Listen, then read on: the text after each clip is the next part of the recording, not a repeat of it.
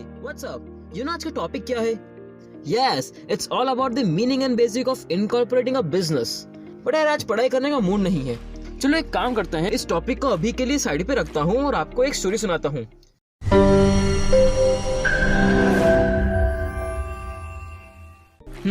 तो बात यूँ है कि आज से 1 साल पहले मेरे एक फ्रेंड को एक मस्त आइडिया आया about manufacturing mini portable stools, जिसे आप अपनी मॉम के पर्स में या अपने बैग में डाल के ले जा सकते हो। क्यों, प्रोडक्ट इंटरेस्टिंग है ना? हाँ, तो सेम मुझे भी लगा, पसंद आया। I told him to begin the business. So पहले तो उसने क्या किया कि एक शॉप खोल ली हमारे सिटी के मेन मार्केट में और सेलिंग शुरू कर दी। वो घर पे मैन्युफैक्चरिंग करता और शॉप पे सेल करता। बिजनेस अच्छा होता गया और बड़ा होता गया। Now he needed more capital and managing persons, so I joined him. So we went into a partnership firm from the sole proprietorship one. अब आज उस बिजनेस को 1 साल होने को आया है। बिजनेस इतना मस्त हो चुका है कि हम सोच रहे हैं कि अब हम इसको एक कंपनी बना दे जो वो स्टूल्स मैन्युफैक्चर भी करेगी और ऑनलाइन सेल भी करेगी with a few offline stores. कैसा लगा आपको ये आइडिया? एकदम झकास ना? कूल। तो क्या हुआ कि इस टॉपिक के रिगार्डिंग मैंने अपने कॉलेज सीनियर से बात करी और उन्होंने कुछ ऐसी भारी शब्द बोले जिसको सुन के मेरा तो दिमाग ही हिल गया। उफ, कह रहे थे कि बिजनेस को इनकॉर्पोरेट करना पड़ेगा, रजिस्ट्रार के ऑफिस में रजिस्टर करना पड़ेगा, आर्टिकल्स ऑफ एसोसिएशन बनाना पड़ेगा एंड एक्सेट्रा एक्सेट्रा। मैंने कहा पाजी थोड़ा ठंड पाओ यार, और सबसे पहले इन सबका मतलब तो बताओ। तो वो कहते हैं कि बिजनेस 3 टाइप के होते हैं, एक है सोल प्रोप्राइटरशिप, एक है पार्टनरशिप और दूसरा है कंपनी फर्म। मैंने पूछा तो क्या हम कंपनी नहीं थे क्या पहले? तो वो बोले कि नहीं, पहले हम रजिस्टर्ड ही कहाँ थे। मैंने कहा हाँ ये भी सही बात है। फिर मैंने पूछा कि तो फिर ये इनकॉर्पोरेशन क्या चीज है?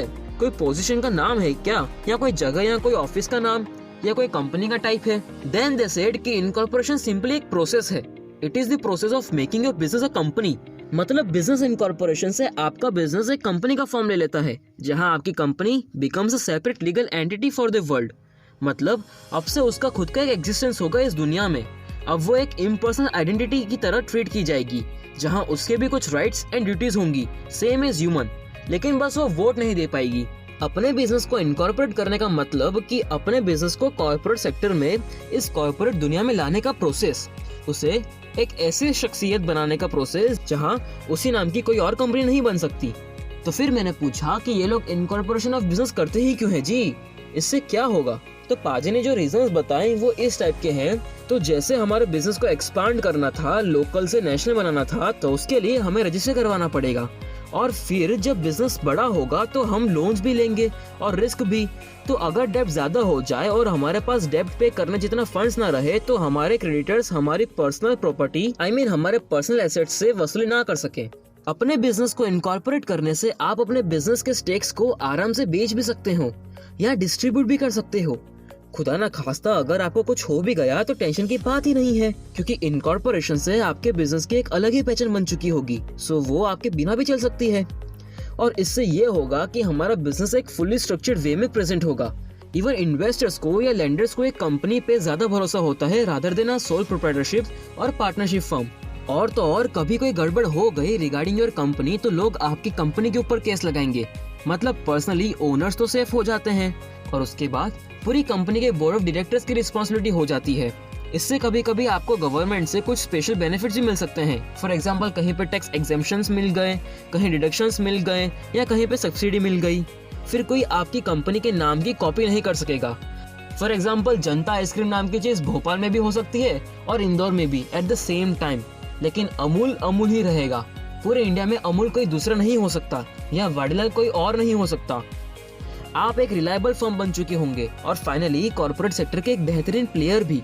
और अगर इनकॉर्पोरेशन से कंपनी के फायदे की बात करें तो वो भी वही है जो मैंने अभी आपको ऊपर बताए। और मेन बेनिफिट तो आपकी लायबिलिटी सेफ होना, टैक्सेशन में बेनिफिट होना और इजीली एक्सपेंशन करना ही है। आई होप आप अब ये समझ गए होंगे कि अपने बिजनेस को इनकॉर्पोरेट करने का मतलब क्या है और क्यों करना चाहिए। मैंने कहा हाँ यार, बड़े काम की चीज है ये बिजनेस इनकॉर्पोरेशन वाली चीज, we should try it out. ये सब जानने के बाद मैंने पाजी से पूछा कि यार एक बात बताओ कि अगर हम हमारे बिजनेस के इनकॉर्पोरेशन की शुरुआत करें भी तो कैसे करें, थोड़ा कुछ बताओ तो सही। सो जो भी हमारे पाजी ने कहा है, हमारा नेक्स्ट वीडियो उसी के बारे में होगा कि वो क्या चीजें हैं जो हमें एक बिजनेस को इनकॉर्पोरेट करने से पहले जान लेनी चाहिए। Till then bye bye, good luck.